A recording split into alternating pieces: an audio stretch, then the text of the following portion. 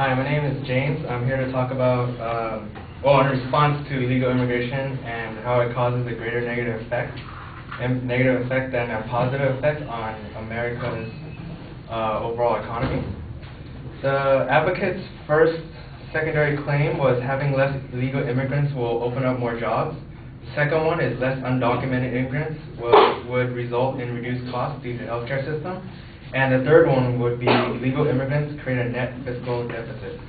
I looked through all of the resources that my advocate had presented and all the information that she got it from, and I noticed that most of the information that was against her claim was taken out of context. So for the secondary claim on the first one, where she talks about having less immigrants will open up more jobs, I found an article from Stephen Malunga, who writes an intersection of urban economies, business communities, and public policy that was dated back on April 28, 2010. Advocates of open immigration argue that welcoming the Librado Velasquez, he's an immigrant that was welcomed into the Staten Island of New York, of the world is essential for our American economy. Our business needs workers like him because we have a shortage of people willing to do low-wage work. Moreover, the free movement of labor in a global economy pays off for the United States because immigrants bring skills and capital that expand our economy and offset immigration costs. Like tax cuts, supporters argue immigration pays for itself. So, from that passage I just read, it talks about how we are sort of welcoming illegal immigrants in some way in order to fill these unskilled labor jobs. In the secondary claim, where she talks about less undocumented immigrants will result in reduced costs due to the healthcare system, I read an article from USA Today by Richard Wolff, who writes, because most illegal immigrants are relatively young and healthy, they generally do not need as much healthcare treatment as U.S. citizens, studies show. And then from Warren Williams, an executive director of Community Economic Development Center of Southeastern Massachusetts, written on the 2nd of July 2008, he writes, calculating the cost of illegal immigrants of states and municipalities as complicated as calculating their fiscal contributions. Many illegal immigrants take advantage of numerous free public services, from healthcare to police and fire protection to schooling for their children.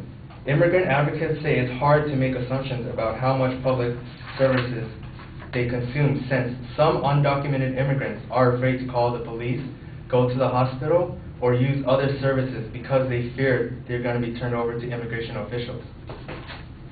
So you can't account all illegal immigrants into the equation when you're trying to figure out when you have one immigrant and then you have a very specific formula, because not all of them will contribute to access of the free services that we provide. On the final claim, which is the third claim, illegal immigrants create a net fiscal deficit. The passage I'm about to read is from Randy Katz, a senior researcher at a Washington, D.C. based Urban Institute. The money that illegal immigrants spend on goods and services in their local communities around the state reverberates throughout the whole economy, create more jobs, more spending, and more revenue, he said. The scale of economic benefit far outweighs any cost on the fiscal side. So just reading that statement, we recognize that there's a more of an increase in benefit for the American economy. And after going through all of the three claims that she had originally made, there were also the positive effects, and I felt that she missed out on adding those key points. Thank you.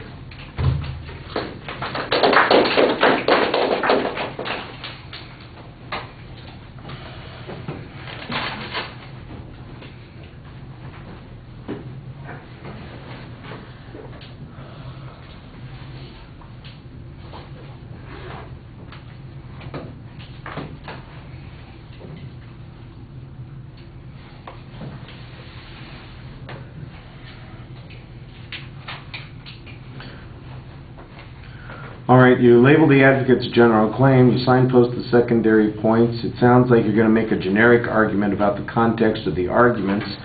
but you actually do come back and start responding to things point by point. You do seem to be taking the position that arguments or issues that the advocate presented are being taken out of context.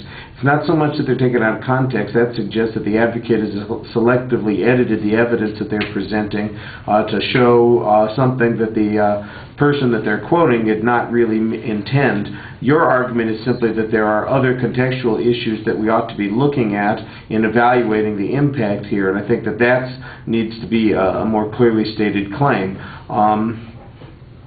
You know, on the first point, it's really not clear whether or not you're talking about the advocate source or just you're making a general claim about the issue and reminding us that we need to look at other contexts. On the issue about health care, you did have some counter evidence on this.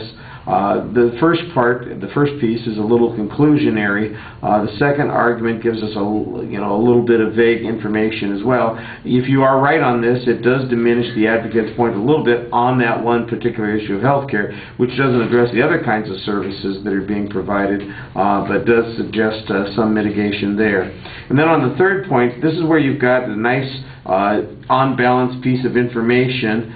It's a little conclusionary. It's a good point because it kind of puts your argument into the context that you're talking about, but because there's not any quantification, and you, in fact, on the earlier point said it's difficult to do any kind of quantification on this, I'm not sure that you help your cause as much as you could have.